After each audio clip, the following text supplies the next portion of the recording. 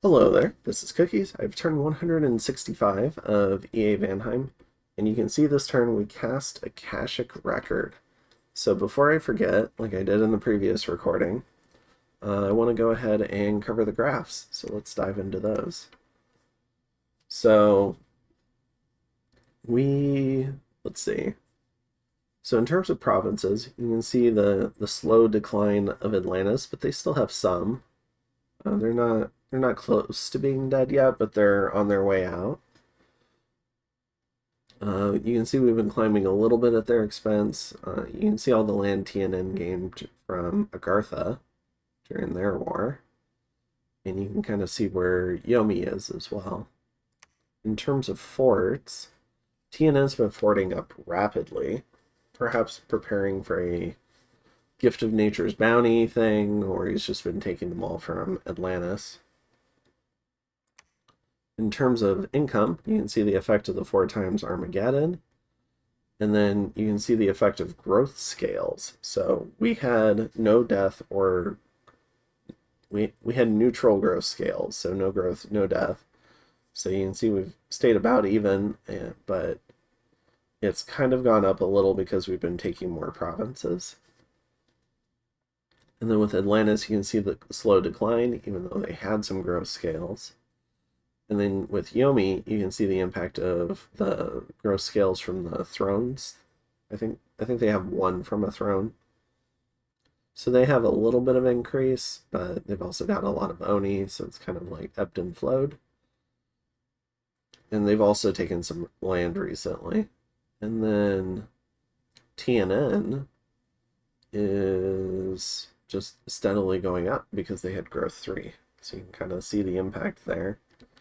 In terms of how long it took them to recover, it's, I think, turn 165. And I think the Armageddon was around probably like turns 80, 85. So it took about,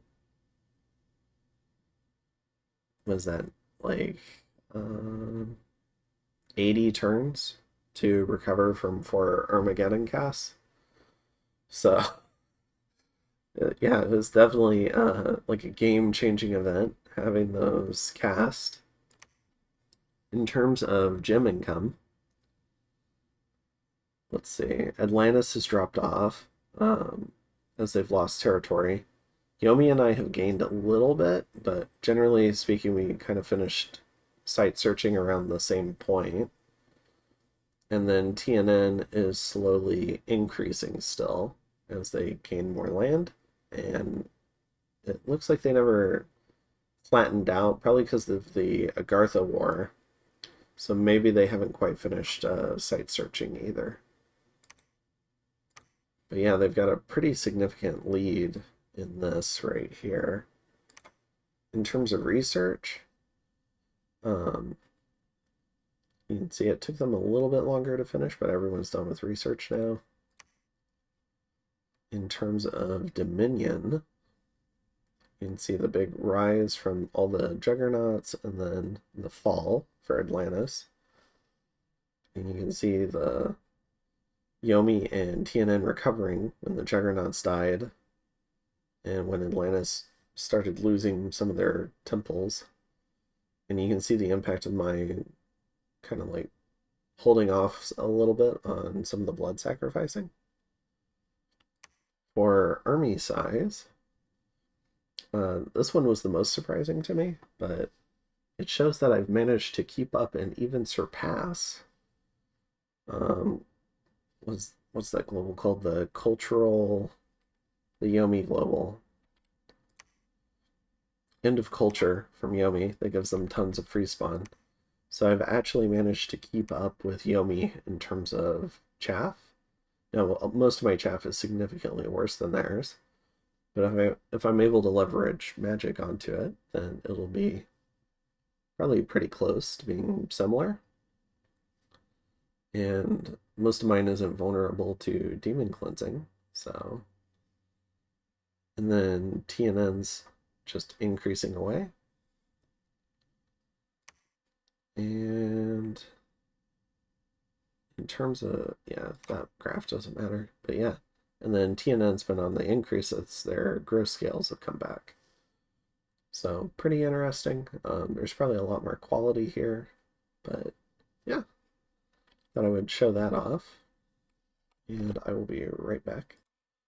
All right, and I'm back. So we did have a few fights this turn. Let's go ahead and knock them out. So we went ahead and stormed the Atlantis fort here. Notably, I do care about these trolls a little, but that didn't stop me from using Liquefy spam, which, if it misses, can cripple your guys, which is just a longer form way of killing them, which Liquefy can also do if they fail the MR check. And then we jumped on these independent centaurs. Just sent a bunch of thralls at them.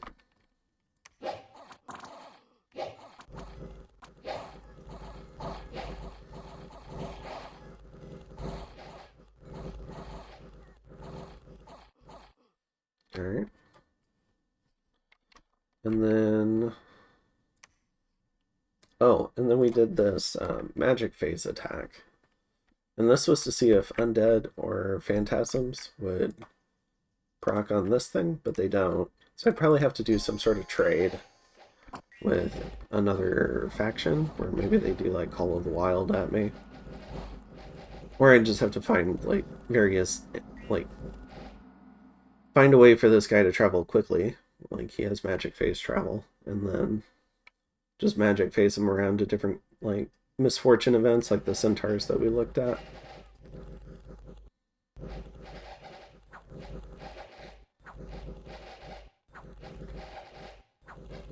And so anyways, the short of it is you don't collect death gems from either for this sickle whose crop is pain. So I'd probably have to come to some sort of deal with a neighbor.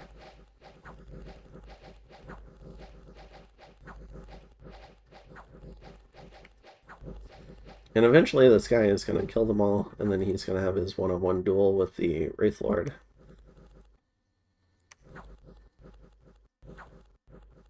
But shockingly, never... he does have 26 MR, so yeah, he never has a decay proc put on him by the Wraith Lord, which is good.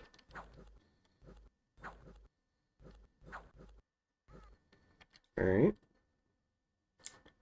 And in terms of other stuff happening this turn, so we did cast Transmute Fire. We're sending this guy to the same Centaur province, and that's so he can just get over to the enchantment discount site and twice born himself. We're now sending out the god, so he's starting his trek down to the Atlantis cap, and we've scryed on it just to try and figure out if that's the only commander there, because we have a goal, and we want to accomplish our goal. And in terms of over here, we did get a new tart, so we're going to gift a reason that guy. And speaking of temples, like this guy's demolishing a temple. We have lost a few temples around here due to tarts. And to be nice to TNN, we've not rebuilt them yet, so that he can manage his dominion a little bit more. I'm just trying to be a good ally. And oh, and I guess the strategic implication of taking this fort is we've finished up this region, so the war in this area is dying down, so things are going to reassign themselves to new forts, and we're going to just start building up again. And we're going to go ahead and queue up an assault on this fort. We asked Yomi about that. So we got Friendly Waters, Anti-Magic, Life After Death, Quickening, Frostfend, Army of Lead, Weapons of Sharpness. And I think that's most of it. Draconians for Siege Chaff. Gate Cleavers to also help Siege, but also for armor negating hits on the Atlantis super combatants, the Basalt Kings. And yeah, that's Also the friendship hat going in there. So I think that's it. Yeah, I think that's it. So I'll go ahead and see you in turn 166. Have a good one.